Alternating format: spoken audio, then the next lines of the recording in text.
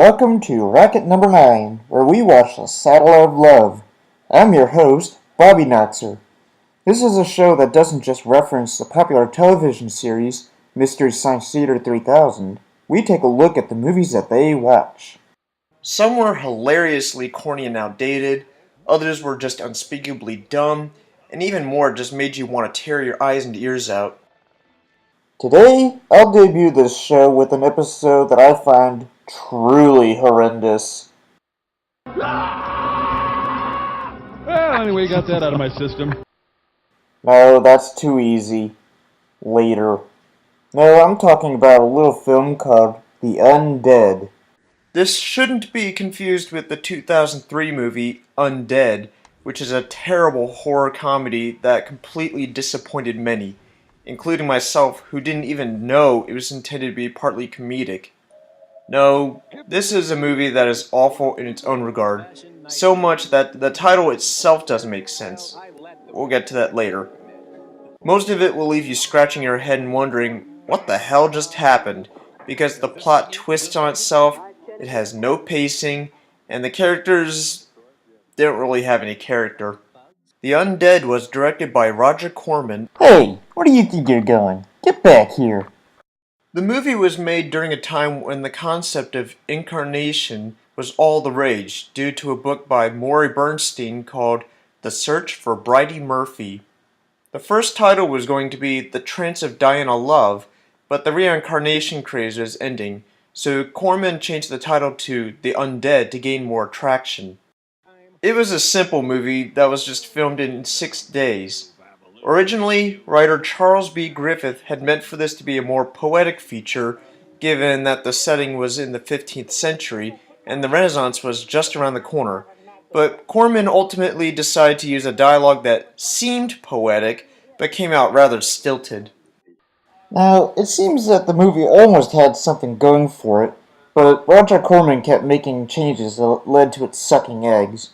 Keep in mind, though, that he made the original version of Little Shop of Horrors, which later turned into the hit musical, and the influence of this man led to the fantastic careers of people like Martin Scorsese, Francis Ford Coppola, Will Shatner, Jack Nicholson. Who am I kidding? The guy had a knack for producing the crappiest titles out there, some of which we will visit later. So, how much did this movie bomb? Well, let's take a look and find out. First of all, the title. When a person sees the word undead, the first thing that pops into mind is zombies. No, real zombies. Damn it, you know what I mean. Thank you. The word undead also makes one think of vampires. No, real vampires. Close enough. However, in this film, we don't see anything of undead nature, unless Satan in the introduction counts. The story begins with Diana, a prostitute being commissioned by professors for an experiment. Experiment. Right. Quintus Ratcliffe, yes, that's his name, wants to prove to his former professor, Ollinger, that a hypnotic technique that he learned in Tibet will allow him to travel to one of Diana's previous lives. Sounds silly? Well, it should, and Ollinger agrees. As for this spectacular idea of yours, it's nothing but Sunday supplement nonsense. For this technique, Quintus uses his hand to perform the hypnosis. That's right, his hand. Why use a pendulum, a lighter, or a specialized bulb? Or, hell, your own voice, when you have your hand? Apparently, the experiment works, as Diana visits the previous life of a French woman and speaks the language fluently. However, Quintus is unsatisfied with this life and decides to dig deeper and find a more interesting one to visit. The hell does that mean? What's wrong with looking into the other lives? And how do you know that the woman isn't just rambling? Even the Bridie Murphy case ended up being a dud because of possible suggestions during the hypnotic trance. Whatever. Eventually, the group descends deeper into Diana's past. Yeah, I still call bullshit on this. until they arrive in the 15th century, where she becomes Helene, who is accused of being a witch and awaits execution. A guard harasses her, but then she hears the voice of Diana tell her to escape. Could someone explain to me how a person that is supposedly visiting a past incarnation can alter the events of that time period? If anything, it should run on the same logic as the Christmas Carol, where all a person can do is watch and not interfere. Regardless, this changes history, as Helene is on the run for her life and attempts to clear her name. What I love is that a knight approaches her and immediately draws a sword. I know that the guards sounded the alarm and soldiers were chasing her, but this guy came out of nowhere and raises a weapon, no questions asked. How the hell did he know what was going on? Did he even know that it was her that had escaped? What if it had been an innocent bystander?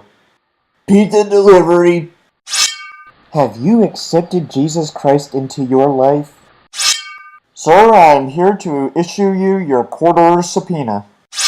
Helene hides in a coffin in an out-of-place hearse that is heading towards a grave, driven by Smokin, the digger.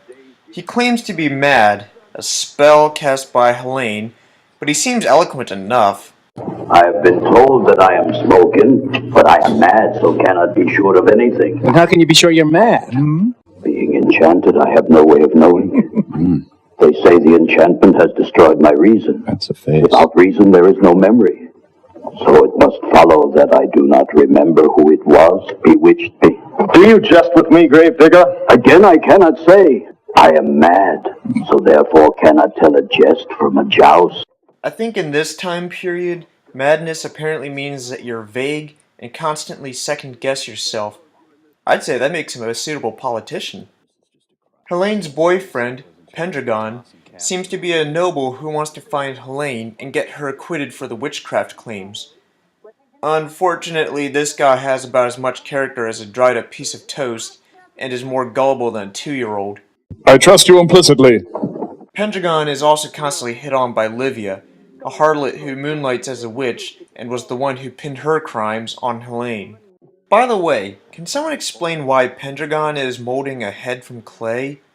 I understand that it represents Helene, but that subplot goes nowhere, and it seems like a waste of time and energy for someone trying to save their loved one. Just saying. Livia herself is also a confusing person. One moment she's trying to seduce Pendragon, and another moment she's plotting to steal his soul or something. Anyway, she saunters about in this land in her skin-tight dress and causes trouble for everyone just because she can. No, seriously, she has little to no motivation to do any of this crap, except maybe get some more power granted by Satan, but that's barely touched upon. In the meantime, Helene seeks help from yet another witch, Meg Maud. Meg stops by the inn where Pendragon is staying and instructs him to go to her cottage to be reunited with Helene. While he's gone, she confronts Livia and tells her to stop meddling in everybody's business, or something along those lines. Haha, not caring. For some reason, Livia feels she needs to stop by the cemetery to visit Smolkin and discusses a witch's Sabbath approaching. Smolkin reminds her that she needs to bring a decapitated head as an offering. Where do you learn this crap? At this point, I really need to question how mad this guy really is. Back in present day, Quintus asks Diane who she is. Why did you wait until now to find this out? What were you doing this whole time? Oh. Diana answers that she's in the era of King Mark. Wait. Is she talking about King Mark of Cornwall? If so, her clock is way off, because Mark ruled back in the 6th century. That's a whole millennium before this is supposed to take place. Way to do your homework, Corman. Anyway, they realize that they changed history with their interference and scramble to fix their mistake. A little late on the ball there, fellas. Quintus says that there's another technique that allows them to link minds so that they can travel together into the past. Are we sure he hasn't been to the planet Vulcan and learned how to mind meld from Spock? Pendragon seems elated that events are going well, but Livia instructs him to stare at the glass on the hearse just to see Helene being imprisoned again. Okay, I ignored this point from earlier, but a glass hearse would not be a common sight in the 1400s. Glass wasn't even used on coaches until the 1620s, so this carriage is as big as an anachronism as Livia's zipper. Hey, she's got a zipper. Weren't those If she wants a zipper, she can have a zipper, Mike. Ranting aside, Pendragon immediately sets off for the prison. I instantly believe you. Sir Gull of Bull. Livia searches for Helene, but she just missed her. In the meantime, she cuts off the head of Scroop, the innkeeper. Wait, did I say cut? I meant swat, because she put about as much force behind that axe as a person does to a fly with a rolled up magazine. And who the hell came up with all the names of these people? Scroop's head deflates to fit into a handbasket. What else is new? Back at the prison, Pendragon gets his ass handed to him by the guard from earlier, who just attacks him from out of the blue. I think Corman wanted a fight scene in this feature, but couldn't find a good spot to squeeze it in. Pendragon has a slow, awkward fight that he wins without a blemish or knocking the walls down. He returns to Livia feeling depressed because he thinks he was too late and Helene was executed. Way to go, Inspector Clouseau. Your deductive skills are flawless. Except the part where you didn't bother looking for any other clues or checking the last location you saw Helene to see if Livia was lying. Meanwhile, Quintus hooks up a machine, I can only guess that's a computer, to link himself to Diana's past as he travels in time Terminator style. Naked. Somehow, he knows that the present time is the same time as it is in the past, so he knows that he has until dawn, Helene's execution date, to set things straight. How does he know? Never explained! He jumps a knight and steals his armor as he sets out to try to undo his mistakes. Why not travel to the time prior to Helene's escape and fix events from there, you ask?